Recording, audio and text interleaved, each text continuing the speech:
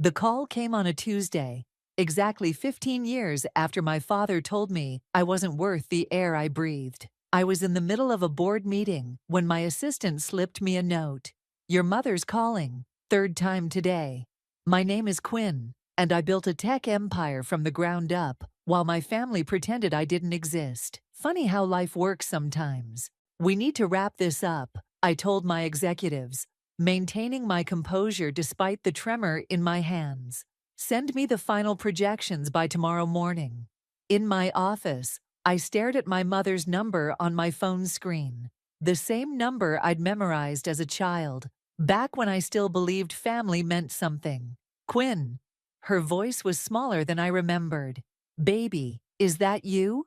"It's me." I kept my tone neutral, professional. The Manhattan skyline stretched out behind my desk, a view I'd earned while they wrote me off. "We've been trying to reach you." A pause. "Your father, he wants to talk." I almost laughed. 15 years of silence, and now he wants to talk. "Things are different now. We've seen you in the papers, on TV, your company, what you've built." She trailed off, probably remembering the day they kicked me out. I was 17 then. Dad had gathered everyone in the living room. Mom, my brothers Damon and Rodney. "No daughter of mine is going to waste time with computers," he'd declared. "You'll marry well, that's your purpose." I'd refused. Packed my bags that night. "Quinn?" Mom's voice pulled me back. "There's a family dinner on Friday. Please come." "Why should I?" "Because," she hesitated, "your father's business. We're struggling. The market crash hit us hard. He needs my money." I finished for her. "That's what this is about." "No, we want to make amends. We were wrong, Quinn. So wrong." I swiveled in my chair, watching my reflection in the window. The scared teenage girl was gone, replaced by a woman in a tailored suit who controlled $1 billion tech company. "Text me the details," I said finally. "I'll think about it." After hanging up, I called Kayla, my business partner, and the only person who knew the full story of my past. "They reached out." She sounded concerned. "What are you going to do?" "I'm going to that dinner." I pulled up my calendar. "But first, I need you to clear my schedule for Friday and book a table at Le Bernardin." "Quinn." Kayla's voice carried a warning. "Don't do anything rash." "Rash? No." I smiled, remembering how Dad used to parade my brothers around at business functions while I sat in the corner, invisible. "I'm going to do something spectacular." That evening, I dug out an old photo album I kept locked in my desk. There I was, 12 years old, proudly showing Dad the computer program I'd written. He wasn't even looking at me. Next to it, a picture of Damon receiving a sports trophy, Dad beaming with pride. My phone buzzed. Mom's text with the dinner details. "Your father says to dress appropriately," she added in a second message. I texted back, "Change of plans. I'm hosting. Le Bernardin, 8 p.m. Tell Dad his precious sons can come too." Then I called Carlos, my PR specialist. "I need you to arrange something. Discreet photographers, carefully placed. Make sure they catch every moment." "What's the angle?" he asked. I thought about Dad's face when he'd realize his daughter now had the power to make or break him. About Mom's silent compliance all those years. About my brother's smirks when I was thrown out. "Family reconciliation," I said. "The prodigal daughter returns. But that's just the beginning. And the real story." I touched the photo of my 12-year-old self, tracing the hope in those eyes before it was crushed. "The real story is revenge, but we're going to package it as redemption." I closed the album. They wanted a proper daughter. I'll give them a proper show. After hanging up, I stood at my window, watching the city lights flicker to life. Somewhere out there, my family was probably huddled together, discussing how to handle me, how to get what they needed while maintaining their precious pride. Let them plan. Let them think they could manipulate me. I'd learned from the best after all. Friday couldn't come soon enough. I had 15 years of silence to fill, and I was going to make every word count. They wanted my help? They'd get it, along with a very public lesson in karma. I picked up my phone one last time and texted Kayla, book the private room and make sure there's champagne. We're going to celebrate a family reunion they'll never forget. Le Bernardin's private room felt smaller with my family in it. Dad arrived first, of course. Punctuality was one of his obsessions.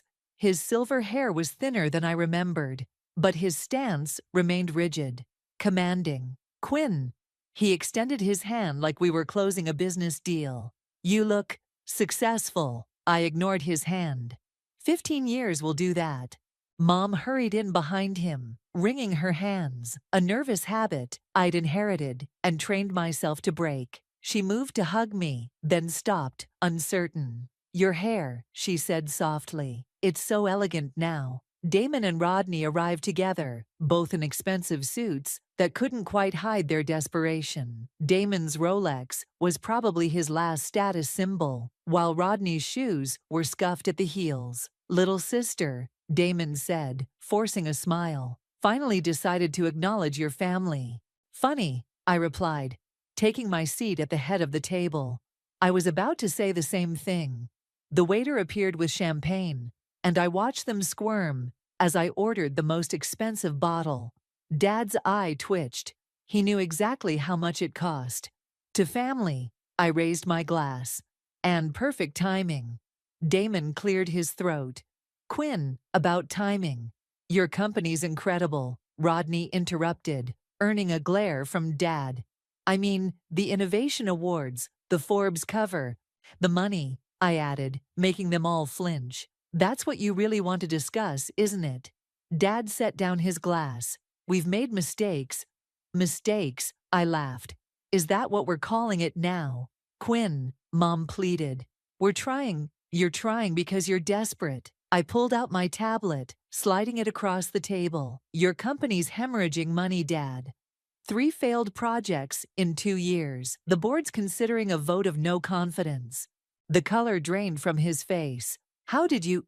I do my research. Unlike you, I learned from my mistakes.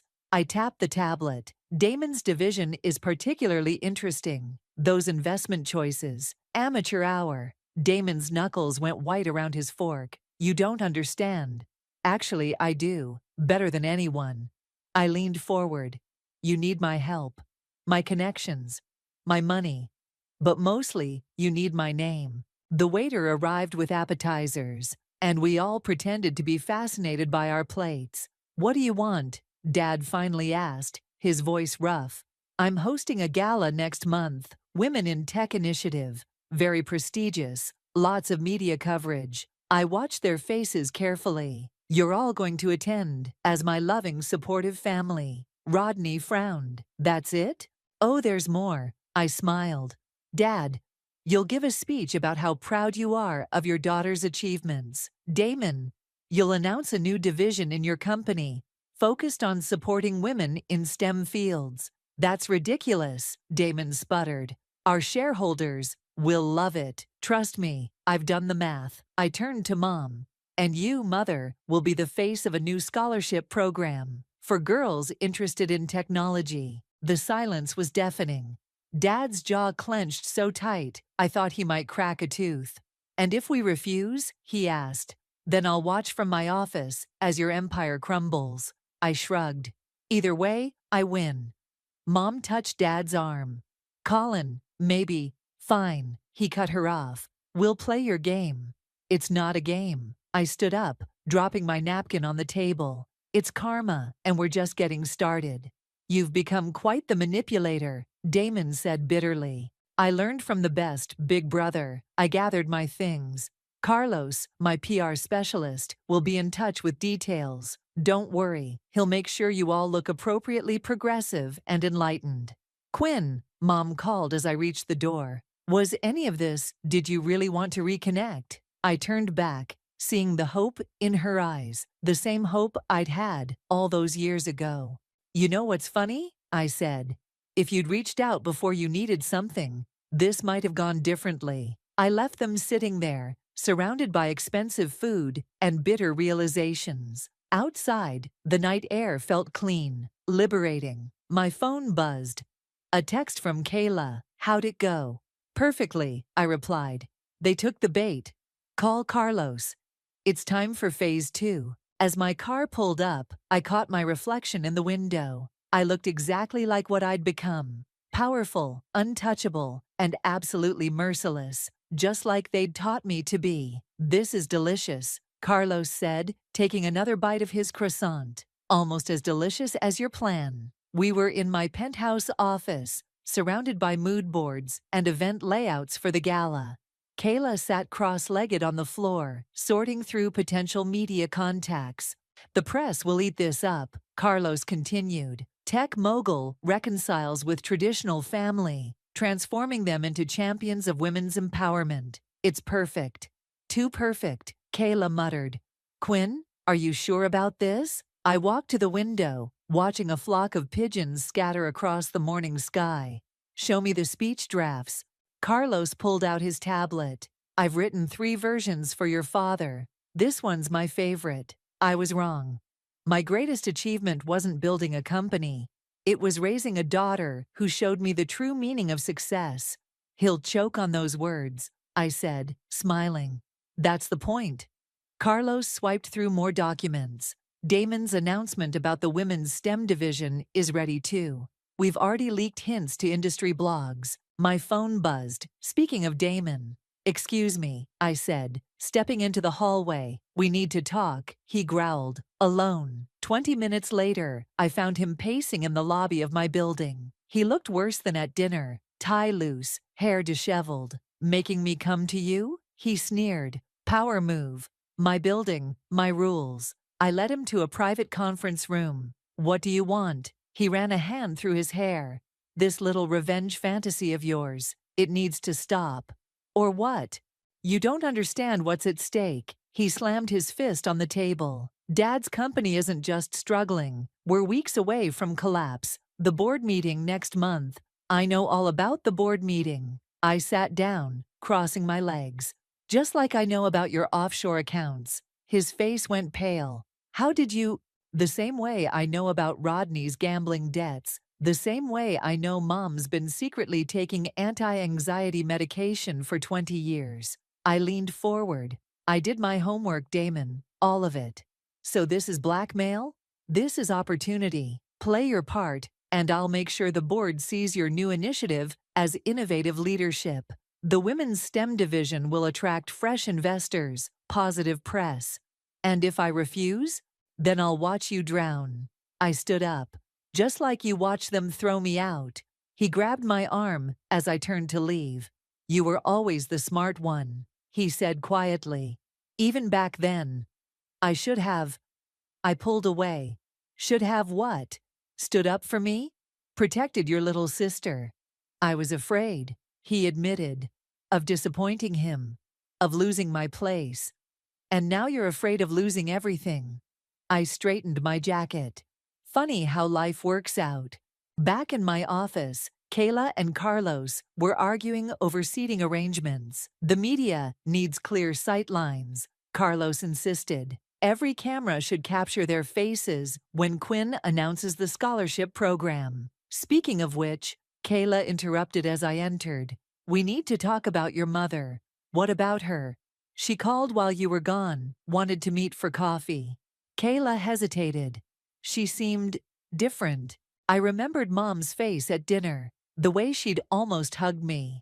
Different doesn't change anything, doesn't it? Kayla stood up. Quinn, I've known you for 10 years. You're not just doing this for revenge. Stay focused, I snapped. Carlos, what's next? He checked his notes. We need your family's measurements for the gala outfits, and we should schedule a photo shoot. Something casual, showing the reconciliation process. Fine, I picked up a layout board.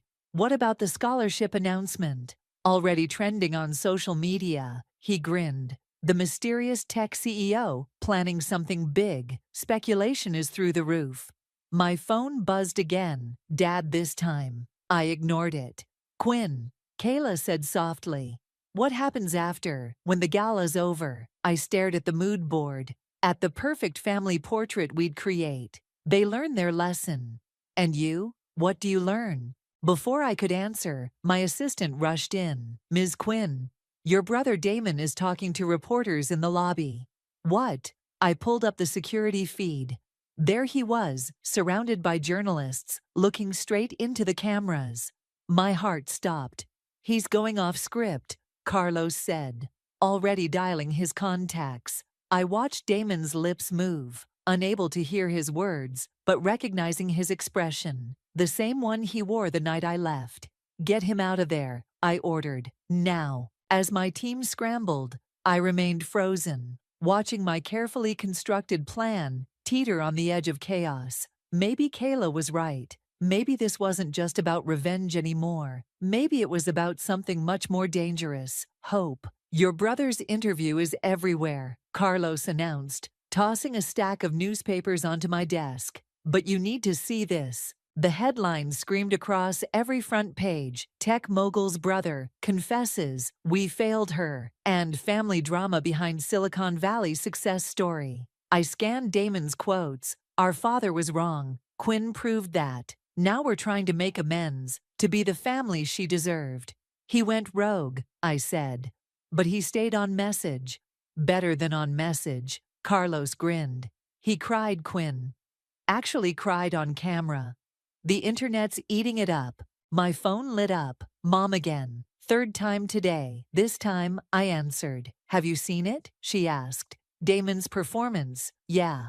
It wasn't a performance. She paused. I'm at the coffee shop near your office. Please, Quinn. 20 minutes. I found her at a corner table, hands wrapped around an untouched latte. She looked smaller than I remembered, more fragile. You're not wearing makeup, I observed, sitting down.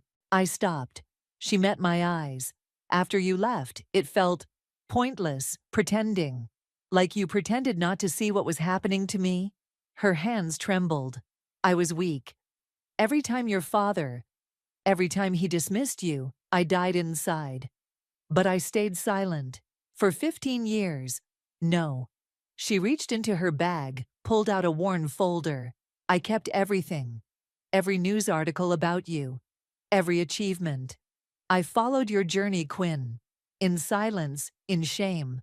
But I followed it. I opened the folder. There I was, from my first startup to my IPO. Pictures, clippings, printouts from tech blogs. Some were tear-stained. Why are you showing me this? Because you need to know, her voice cracked. The scholarship program you want me to represent. I want to do it. Not for show, for real. My coffee arrived. I stirred it slowly, buying time. Dad won't like that. Your father just got a call. She leaned forward.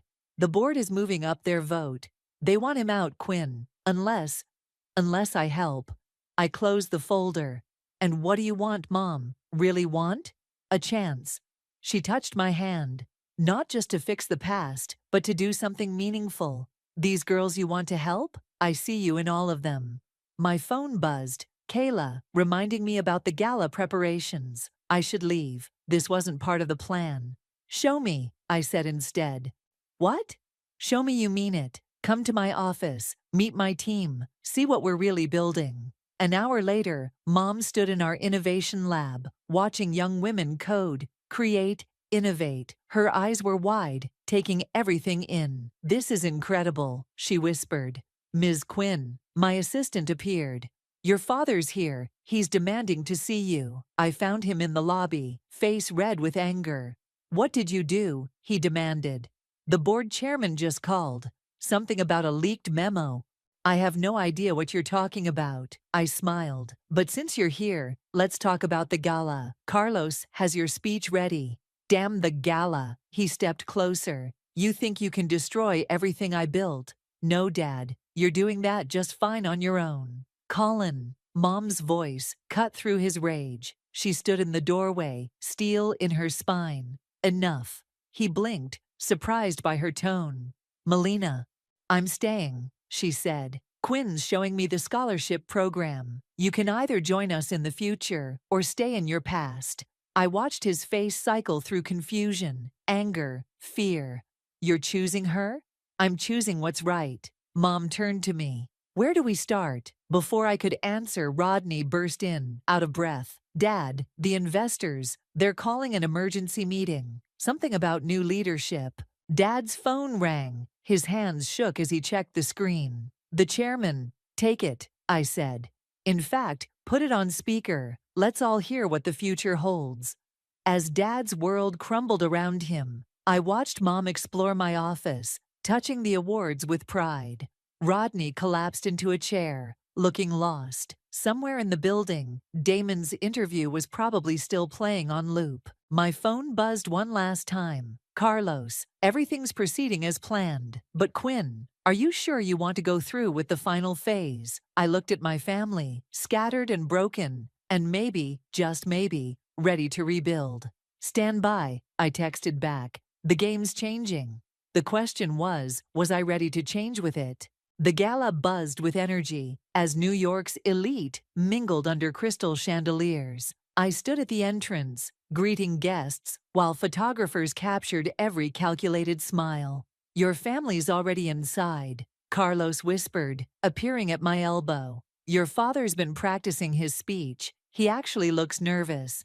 Good. I smoothed my midnight blue gown. Where's Mom? Talking to the scholarship candidates. She's a natural, Quinn. Those girls adore her. I spotted Damon across the room, surprisingly at ease, as he discussed the Women's STEM initiative with a group of investors. Rodney hovered nearby, actually paying attention for once. Ms. Quinn?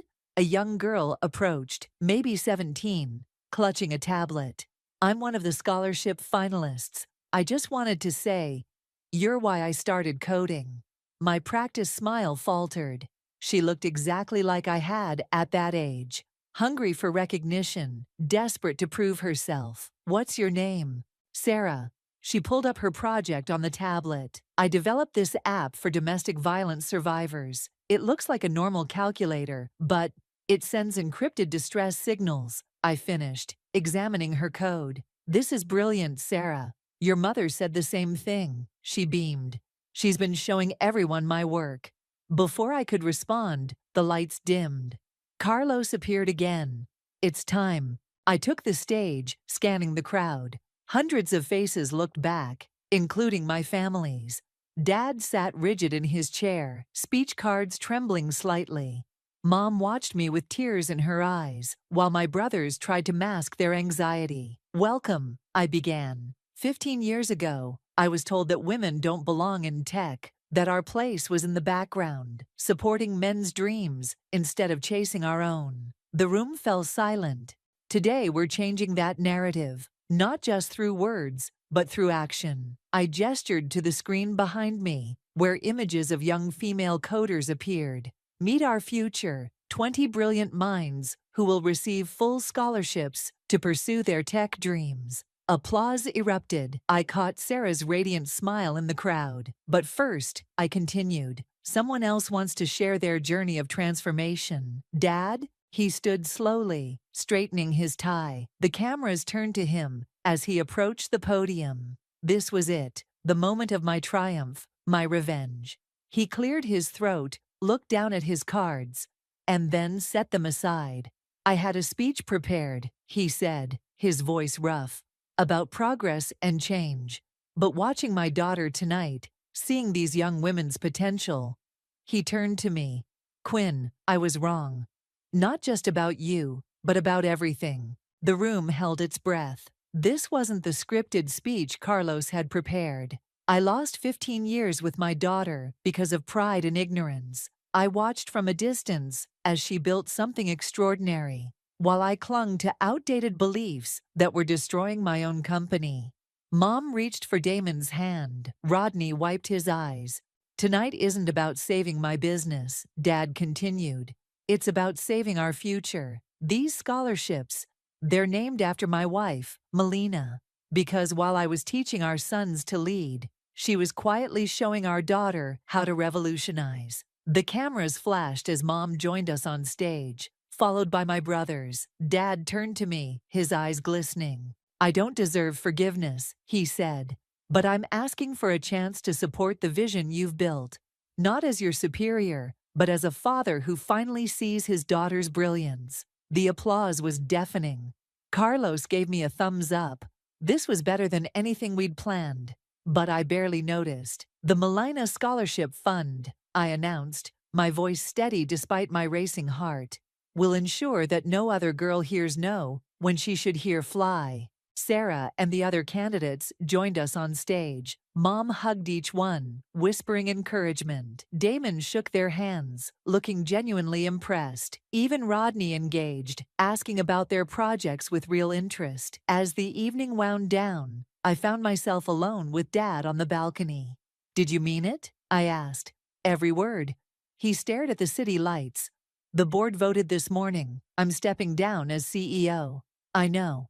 They want you to take over." He turned to me. "Not because you're my daughter, but because you're better than I ever was." Inside, I could hear Mom laughing with the scholarship recipients. Damon was exchanging contact information with investors. Rodney was actually taking notes. "The company needs new leadership," Dad said. "It needs you." I looked at him, really looked at him, and saw something I'd never seen before: respect. "We'll talk," I said finally. "After all, I have some ideas about modernizing the family business." He smiled, and for the first time in 15 years, it reached his eyes. "Your father's speech is trending worldwide," Carlos announced, scrolling through his phone. "The video has over 10 million views. Pearson Transformation is the top hashtag." We were in the aftermath meeting, reviewing the gala's impact. The wall of screens behind us displayed news coverage from every major network. "The stock's up 30%, Kayla added. "Investors are calling non-stop. Everyone wants a piece of the new progressive Pearson empire." I stared at the footage, playing silently on the screens. Dad's emotional speech, Mom hugging the scholarship recipients, my brothers actually looking human. "It wasn't supposed to go like this," I muttered. "No," Kayla agreed. "It was supposed to be revenge. Instead, it's become a revolution," Carlos finished. "Speaking of which, Time magazine wants to do a cover story. The family that changed Silicon Valley." My phone buzzed. "Damon." "Excuse me," I said, stepping out. I found him in the company's lobby, looking up at the massive digital wall displaying our stock price. "Remember when Dad used to say women couldn't understand finance?" He gestured at the climbing numbers. Guess he was wrong about that too. Among other things, I crossed my arms. "What do you want, Damon?" "The board approved your leadership proposal." He handed me a folder. "Dad's stepping down next month. They want you as CEO, me as COO, and get this, they want Mom to head the foundation. And you're okay with that? Working under your little sister." He laughed.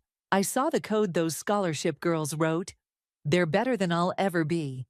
Just like you always were. Flattery won't erase the past." "No," he agreed, "but maybe this will help." He pulled out his phone, showed me an email. "I'm selling my house, my cars, everything. The money's going to fund 10 more scholarships." I blinked. "What?"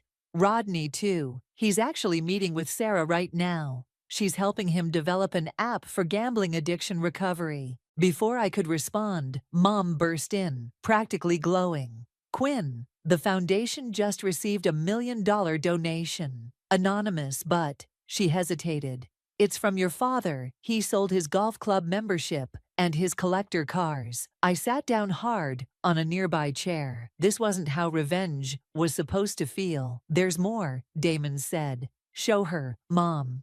She pulled up a video on her tablet. Dad was being interviewed on a major news network. "My daughter taught me that true legacy isn't about maintaining old power structures," he was saying. "It's about embracing change, acknowledging mistakes, and working to create a better future." "And your company's new direction," the interviewer asked, "is exactly what it should have been 15 years ago. Following Quinn's vision. She saw the future while I was stuck in the past. Now it's time for me to step aside and let her lead." I turned off the tablet. "This doesn't fix everything." "No," Mom agreed, "but it's a start." She touched my arm. "The girls from the scholarship program, they're asking if you'll mentor them." "I don't know if I—" "They need you," she interrupted. "Like I needed you." to show us all how to be stronger. My phone buzzed again. Carlos, with urgent news. The headlines flashed across my screen.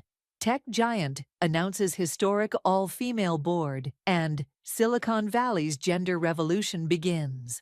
Quinn, Kayla appeared, looking worried. There's something you need to see. She led us to the conference room, where the news was playing on the big screen. A group of female tech CEOs was announcing a partnership with our foundation. They were pledging billions to support women in tech. "This is bigger than us now," Damon said quietly. Dad appeared in the doorway, looking uncertain. "The press is asking for a family statement. All of us together." I looked at my family, really looked at them. Mom, standing tall and proud. Damon, finally seeing me as an equal. Dad, humbled but trying. Even Rodney, rushing in with Sarah, excitedly showing off their app progress. "Quinn," Carlos prompted. "What should I tell the press?" I thought about the scared 17-year-old girl I'd been, dreaming of this moment. But revenge had turned into something else. Something bigger, more important. "Tell them," I said, "that the future doesn't belong to any one family or gender. It belongs to everyone brave enough to change." Dad smiled. "Now that's a legacy worth building." "Together?" Mom asked. I looked at the scholarship girls watching us through the glass walls, their faces full of hope and determination. This wasn't just about healing my family anymore. It was about making sure no other girl had to fight the battles I did. "Together," I agreed. "But on one condition, we do it right this time." "And how's that?" Damon asked. I smiled. "By breaking every glass ceiling we can find."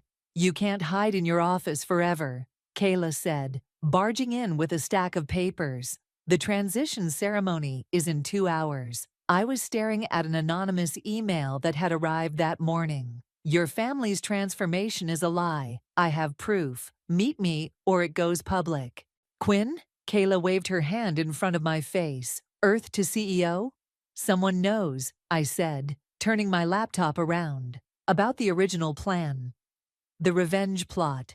Kayla read the email, her face darkening. "Could be a bluff. Or it could destroy everything we've built." I stood up, pacing. "The scholarships, the foundation, all of it." "Quinn," Sarah burst in, her eyes bright. "Sorry to interrupt, but you have to see this." She pulled up a video on her tablet. A teenage girl was speaking at a tech conference, wearing a t-shirt with my face on it. "Quinn showed us that we don't need anyone's permission to change the world." The girl was saying, "My dad used to tell me tech wasn't for girls. Now he's helping me build my startup." "That's the 5th speech like this week," Sarah beamed. "You're starting a movement." My phone buzzed, the anonymous emailer again. 1 hour, coffee shop across the street. "I have to go," I told Kayla. "Cover for me at the pre-ceremony meeting." The coffee shop was crowded, but I spotted him immediately. Rodney sitting alone in the corner, holding an old USB drive. "You?" I sat down, stunned. "You sent the email?" "Found this while cleaning out my old room." He slid the drive across the table. "It's your revenge plan. All the details, the manipulation, everything. You left it on your computer the night you ran away." My hands shook as I picked up the drive. "Why didn't you tell Dad?" "Because I was ashamed." He looked down. "I saw what you were planning, but I did nothing. Just like I did nothing when they kicked you out. And now? Now I see what you've actually built." He gestured outside, where a group of young girls walked past wearing future tech leaders' shirts. "This is bigger than revenge. It's real change." "So why the threatening email?" "Because you need to let go of the past." He leaned forward. "The ceremony today. Dad's not just stepping down. He's announcing a complete restructuring. The board wants to name the new headquarters after you." "What?" "But first," he pulled out another USB drive. "You need to decide. This one has proof of what the company was really like before. The discrimination, the sexism, everything. Release it, and you get your final revenge. Keep it hidden, and we keep building the future." My phone buzzed repeatedly. Messages from everyone. Mom asking about the ceremony speech, Dad sending last-minute suggestions for the transition, Damon confirming the new board appointments, Sarah sharing more videos of inspired girls. "Time to choose, sis," Rodney said softly. "Revenge or revolution?" I stared at the two drives, everything I'd planned, everything I'd become. "Quinn!" Sarah appeared at our table, breathless. "Sorry, but there's an emergency. The scholarship girls. They're all here. They want to show you something before the ceremony." In the lobby of my building, 30 young women stood waiting, each holding a laptop. As I approached, they opened them in unison, revealing a synchronized display across all screens. "We wrote this together," Sarah explained. "An AI program that identifies and counters gender bias in corporate communications. We call it the Quinn Protocol. It's already being adopted by major tech companies," another girl added. "Your father's company will be the first to implement it fully." I felt tears forming. "You did this. You showed us how," Sarah said simply. "Now we're showing others." My phone buzzed one final time. "Carlos, media's here for the ceremony. Everyone's waiting." I looked at Rodney, then at the drives in my hand. With a deep breath, I dropped them into the lobby's decorative fountain. "Let's go change the world," I told the girls. For real this time. In the auditorium, I found my family waiting backstage. Mom was coaching the scholarship recipients. Dad was practicing his introduction. Damon was reviewing the new corporate structure with board members. "Ready?" Kayla asked, appearing beside me. I watched Sarah lead her team to their seats, their faces glowing with possibility. Watched Mom stand tall as reporters approached her about the foundation. Watched Dad prepare to publicly hand over his life's work to his daughter. "Quinn?"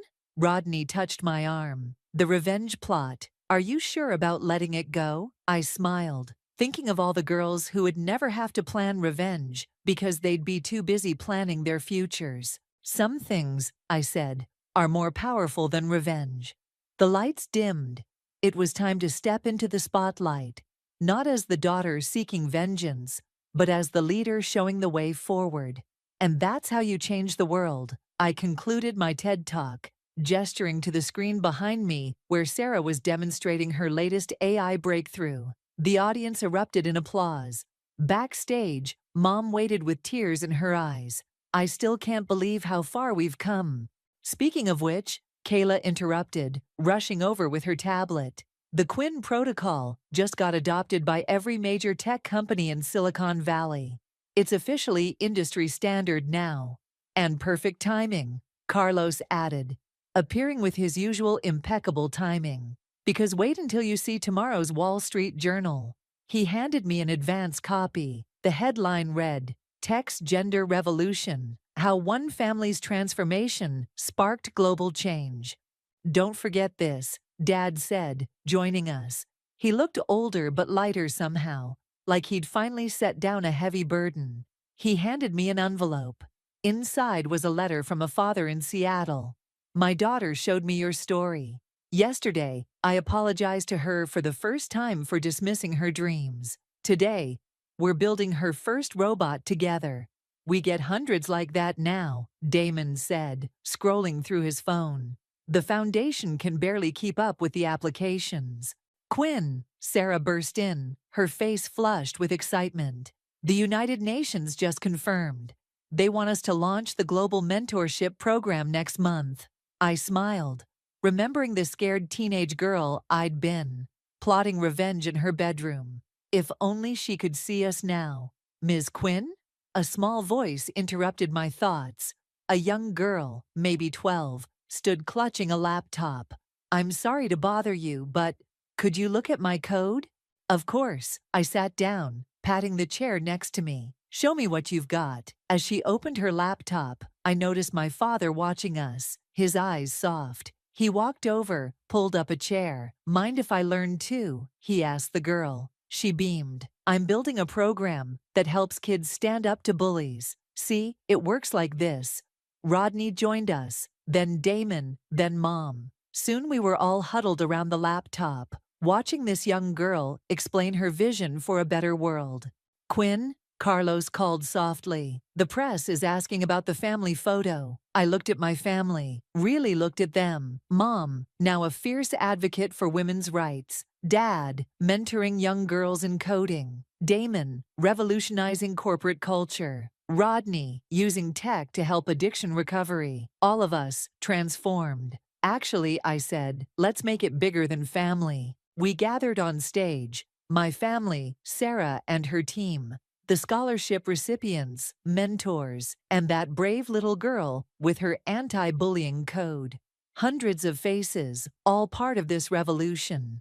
Wait, the photographer said, we need a caption. I thought about the USB drives at the bottom of that fountain, about revenge transformed into revolution, about fear turned into force for change. How about the future is all of us, Sarah suggested. Perfect, I said, as cameras flashed. Later, in my office, I found one last letter on my desk. It was from my younger self. I'd written it the night I left home, full of anger and plans for revenge. Dear future me, it began. I hope you make them pay for everything they did. I picked up a pen, turned the letter over, and wrote, Dear past me, we did something better than make them pay. We made them change. And in doing so, we changed too. Your anger built a revolution. Your pain created possibility. Your revenge became redemption. You won't believe this now, but someday Dad will teach coding to young girls. Mom will fight for women's rights. Your brothers will champion change. And you? You'll help thousands of girls write their own stories. That's the thing about revenge. Sometimes it transforms into something more powerful. Hope.